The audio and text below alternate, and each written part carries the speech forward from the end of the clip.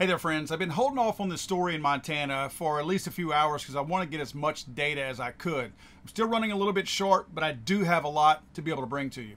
But first, go check out my friends CMMG at cmmg.com. These guys are truly an American company and a strong Second Amendment supporting company. You'll find their brand new Descent firearm in several different models, now available for a very limited time in the Putina finish that you see right here. This is my own personal Descent from CMMG. You can get this between now and July 7th in this particular finish, and then it will not be available any longer.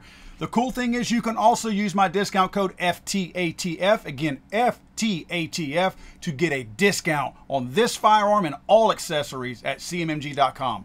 Wednesday, agents from both the IRS Criminal Investigation and Bureau of Alcohol, Tobacco, and Firearms spent several hours searching records at Highwood Creek Outfitters, a Great Falls, Montana gun shop and indoor firing range. ATF deferred all questions about the search to the IRS, which confirmed the search, but would only say that IRS Criminal Investigation was on site as part of their official business.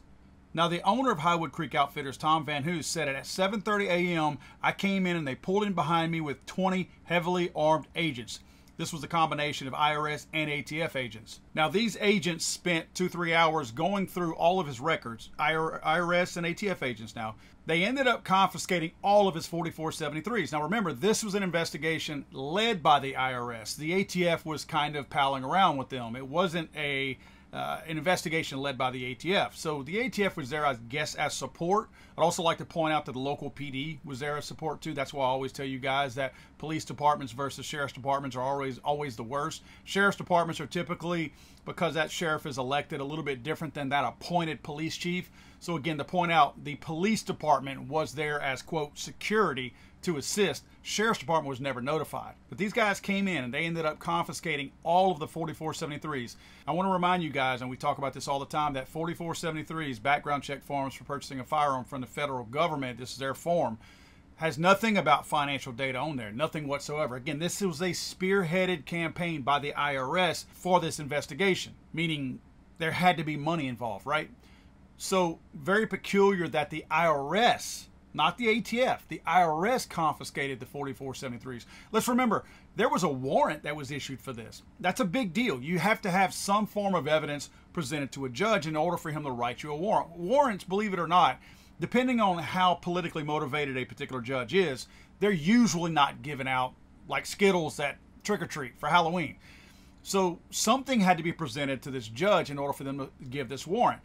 And let's also remember that the ATF doesn't need a warrant to go and infringe on your Second Amendment rights or your Fourth Amendment rights and barge into your store. So the ATF, had it been their investigation, they would not have needed a warrant to begin with. So this tells me that the IRS certainly had a big interest in looking at all of these records. I'll get more into why I think that is in a little while.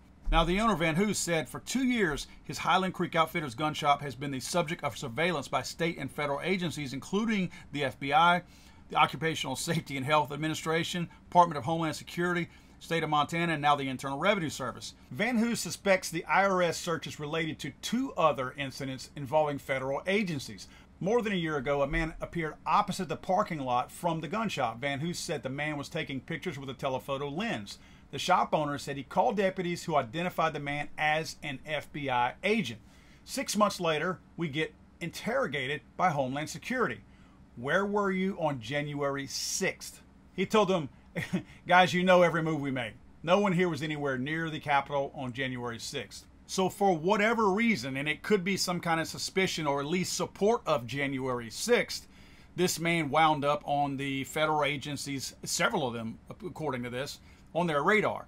Now, one thing that Van Hoos said that leads me to believe that I guess giving me the reason why the IRS might be looking into it, not legitimately looking into this, but why the IRS might be involved now, is he states that the fact that they think we make so much money as a gun business that they had to come investigate all the thousands, hundreds of thousands, millions of dollars, whatever it is we supposedly absconded with, anybody that knows the margins in the gun business knows they're not that high. So this does tell me that without him coming right out and saying it, there must have been some kind of conversation about his taxes, his own personal taxes possibly. The fact that he's alluding to the fact that they think he makes a lot of money And maybe the IRS thinks that he sold way more guns than what he's claiming as taxes on his returns. That also could lead to a little bit of why the FBI was out there taking pictures too, assisting the IRS in this investigation. Again, I don't know how closely those two agencies work together.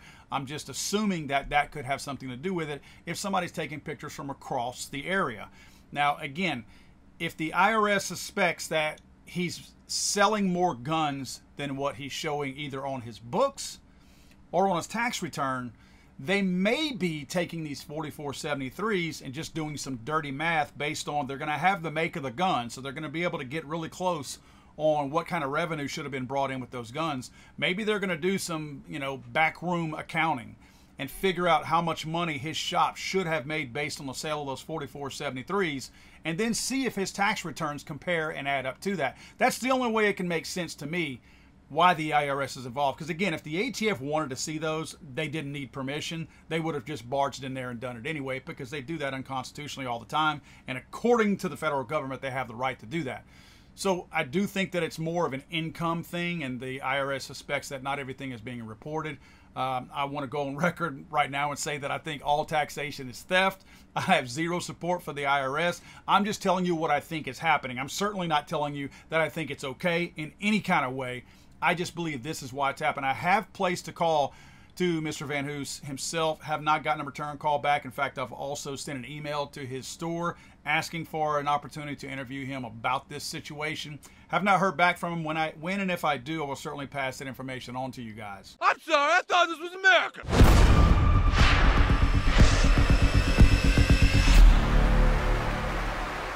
He's so horrible.